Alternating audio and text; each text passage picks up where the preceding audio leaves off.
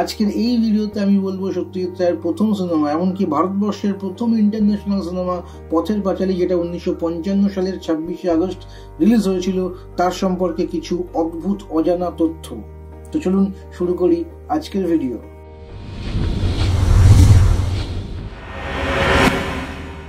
টাকার অভাবে এই সিনেমার শুটিং মাঝপথে বন্ধ হয়ে যায়। কিভাবে টাকা আসবে কেউ যখন কোনোভাবেই ভেবে পাচ্ছিল না, তখন সত্যজিৎ রায়ের স্ত্রী বিজয়া রায়ের এক আত্মীয়ের তরফে যোগাযোগ করা হয় তৎকালীন মুখ্যমন্ত্রী বিধানচন্দ্র রায়ের সঙ্গে।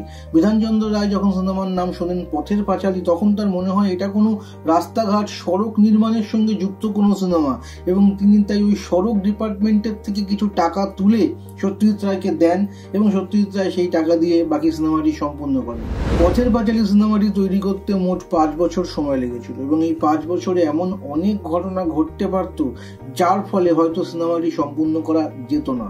যেমন প্রথমেই বলতে হয় যে এই ছেলে মেয়ে দুটি, অর্থাৎ অপু দুর্গা, 5 বছরে এদের চেহারা এবং গলার স্বরের পরিবর্তন হতে পারত। এমনকি ইন্দিরা ঠাকুরন, যিনি এত বৃদ্ধ ছিলেন, তিনি কিন্তু মারাও যেতে পারতেন, এবং তার ফলেও কিন্তু সিনেমা হাফ হয়ে বন্ধ হয়ে যেতে পারত। কিন্তু ঈশ্বরের অশেষ কৃপা যে এরকম কোনো দুর্ঘটনাই ঘটেনি, এবং খুব স্মুথলি, হয়তো অনেক রকম বাধা এসছে কিন্তু এরকম টেকনিক্যাল বাধা কিছু আসেনি, যার ফলে খুব স্মুথলি আমরা সমস্ত চরিত্রকে সঠিকভাবে সিনেমাতে দেখতে পেয়েছি। এটি শুধুমাত্র সত্যজিৎ রায়ের প্রথম সিনেমা নয়, এবং শুধুমাত্র এই সমস্ত চরিত্ররা যারা দেখতে পাচ্ছি তাদেরও প্রথম সিনেমা নয়। এই সিনেমা কিন্তু সুব্রত মিত্র, যিনি এই সিনেমার একজন ফটোগ্রাফার, সিনেমাটোগ্রাফার, তারও প্রথম সিনেমা, এবং তিনি কিন্তু একজন স্টিল ফটোগ্রাফার ছিলেন। এই সিনেমাতেই তিনি প্রথম 16mm ক্যামেরা ব্যবহার করেন, এবং এই সিনেমাতেই তিনি প্রথম সেটি চালনা শিখেছিলেন, অর্থাৎ তিনি নিজেও শিখছিলেন এবং শিখতে শিখতে শুটিং করছিলেন। ফলে কোনো রকম এক্সপিরিয়েন্স এক্সপিরিয়েন্স তো অনেক বড় কথা, একটা কোনো নবিশকে দিয়েও কাজ করানো হয়নি, বরঞ্চ একদমই আননোন, একদম জিরো যার নলেজ, তাকে দিয়ে এই ভিডিওগ্রাফি করানো হয়েছিল, এবং অসাধারণ তার সিনেমাটোগ্রাফি আমরা দেখেছি। পথের পাঁচালীর পুরো স্ক্রিন জুড়ে এত সুন্দর সিনেমাটোগ্রাফি, এক একটা শট এখনো বাংলা সিনেমার ইতিহাসে সে জায়গা করে নিয়েছে। সুতরাং এখনো যারা বারবার বলেন যে কটা কাজ করেছো, কত বছর এক্সপিরিয়েন্স আছে তোমাদের, ভুলে যান। নতুন লোকদেরকে সুযোগ দিন, তাদের মধ্যে সেই ক্রিয়েটিভিটি আছে, তাদের মধ্যে সেই স্বপ্ন এবং কাজ করার খিদে আছে। এইগুলো থেকেই তো আপনারা বুঝবেন কতদিন আর এক্সপিরিয়েন্স করে চালাবেন বলুন তো। সিনেমা বানানো ছিল তার প্যাশন, এবং এতটাই প্যাশন যে সিনেমা বানাতে গিয়ে যতবারই তার অর্থ কষ্ট হয়েছে সত্যজিৎ রায়ের, প্রত্যেকবার তিনি কিছু না কিছু বিক্রি করেছেন। তার প্রচুর এলপি ক্যাসেট ছিল, রেকর্ড, সেগুলো তিনি বিক্রি করেছেন। তার জীবন বীমা তিনি বিক্রি করেছেন। এমনকি যখন বিক্রি করার মতো হাতে আর কিছু ছিল না, তখন তার স্ত্রী তার সমস্ত গয়না নিয়ে তার কাছে আসে এবং বলে এগুলো বন্ধক রেখে তুমি সিনেমাটি করো। অর্থাৎ সিনেমা বানানোর যে খিদে, যে প্যাশন সত্যজিৎ রায় দেখিয়েছেন, সেটা অনন্য। ইতিহাসে হয়তো আর কোনো সিনেমা পরিচালক এতটা প্যাশনেটলি সিনেমা বানিয়েছেন কিনা আমাদের সন্দেহ আছে, এবং তাই হয়তো এই সিনেমাটা পথের পাঁচালী ইতিহাসের সেরা 25টি, সেরা 10টি সিনেমার মধ্যে একটি। পথের পাঁচালী সিনেমার কোনো কংক্রিট স্ক্রিপ্ট কিন্তু সত্যজিৎ রায় লেখেননি। তিনি নানান রকম নোট, চিরকুট ইত্যাদি ব্যবহার করতেন এক একটা সিনের জন্য।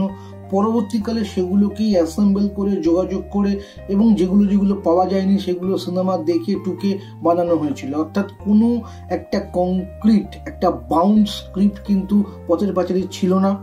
সত্যজিৎ রায় নিজের মন থেকে যে উদ্ভাবনী শক্তি, সেখান থেকে তৈরি করতেন, এবং যখন যেখানে পারতেন সেখানে সেটাকে স্কেচ করতেন, ড্রয়িং করতেন।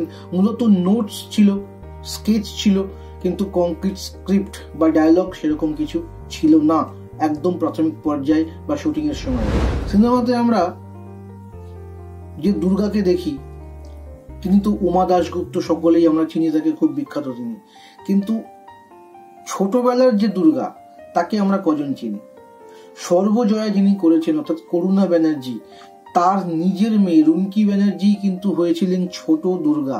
এটা কিন্তু আমরা অনেকেই জানি না, ইভেন আমিও জানতাম না। আমি এই ভিডিও করার সময় যে সার্চগুলো করলাম সেখান থেকে জানতে পারলাম। অর্থাৎ ছোট দুর্গা যিনি হয়েছিলেন, তিনি কিন্তু সর্বজয়ার রিয়েল লাইফ মেয়ে ছিলেন।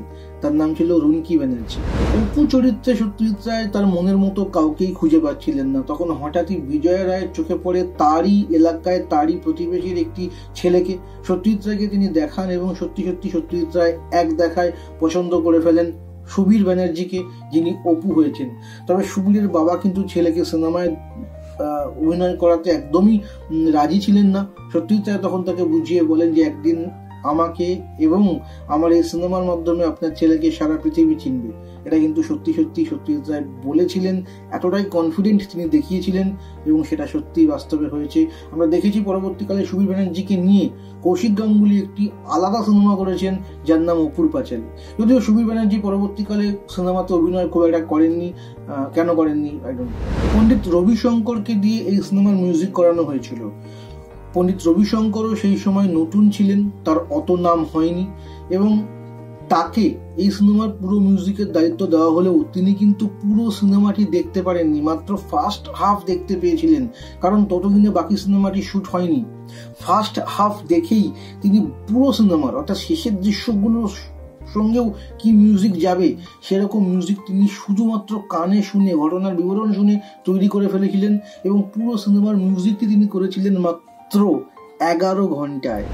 ভারতের তৎকালীন প্রধানমন্ত্রী জওহরলাল নেহরু যখন সিনেমাটি দেখেন তখন তার এতটাই পছন্দ হয় যে তিনি নিজে থেকে উদ্যোগ নিয়ে এই সিনেমাকে কানে পাঠানোর সিদ্ধান্ত নেন এবং কানে যখন এই সিনেমাটি চলে তার আগে কিন্তু অলরেডি 4টে সিনেমা চলে গেছিল এবং যারা ওখানে দর্শকরা ছিলেন তারা আরও একটি সিনেমা দেখার প্রতি খুব একটা উৎসাহ দেখাচ্ছিলেন না, কিন্তু তবুও তারা বসেন এবং দেখেন এবং যখন দেখা শুরু করেন তখন তাদের এত এত ভালো লাগে এবং তারা বাইরে বেরিয়ে তারা এত সেই সিনেমার তারিফ করেন, প্রশংসা করেন যে তার পরবর্তী দর্শক যারা ছিল তারাও গিয়ে প্রথমেই ওই সিনেমাটিকে আবার চালানোর জন্য রিকোয়েস্ট করেন এবং কানে ওই একই দিনে পরপর 2বার স্ক্রিনিং হয়েছিল সত্যজিৎ রায়ের পথের পাঁচালী, ভারতীয় সিনেমা পথের পাঁচালীর। জিতে ফেলল হিউম্যান ডকুমেন্ট পুরস্কার, বেস্ট হিউম্যান ডকুমেন্ট পুরস্কার। সত্যজিৎ রায়ের স্ত্রী বিজয়া রায়ের আত্মজীবনীতে একটি ঘটনার উল্লেখ পাওয়া যায়, সেটা তার ডেফিনেটলি নিজের বিশ্বাস। সেটা হচ্ছে সিনেমার শুটিং এর সময় বা সিনেমা নিয়ে যখন কথাবার্তা চলছে, কাজ হচ্ছে, সেই সময় তাদের বাড়ির জানলাতে একটা সাদা প্যাঁচা এসে বসে। সাদা প্যাঁচা লক্ষ্মীর প্রতীক, সকলে তাকে ভাগ্যের প্রতীক হিসেবেও বলে থাকেন।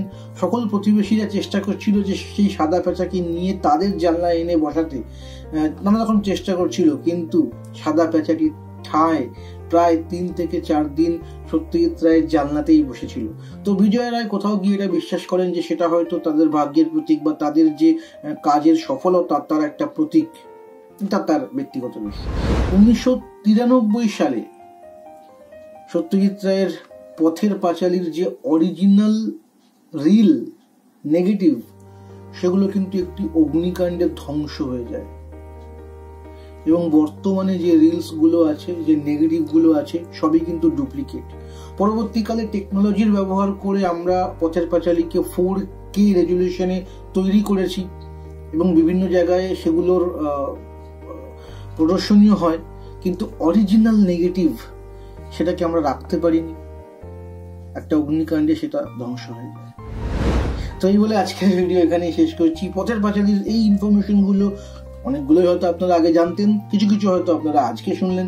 তো যদি আপনাদের এই ভিডিওটি ভালো লাগে অবশ্যই এটাকে লাইক করবেন, চ্যানেলটিকে সাবস্ক্রাইব করবেন, কারণ চেষ্টা করবো আমি প্রত্যেক দিন সত্যজিৎ রায়, তার জীবন এবং তার সৃষ্টি, তার সিনেমা নিয়ে বিভিন্ন রকম তথ্য নিয়ে হাজির হতে আপনাদের সামনে।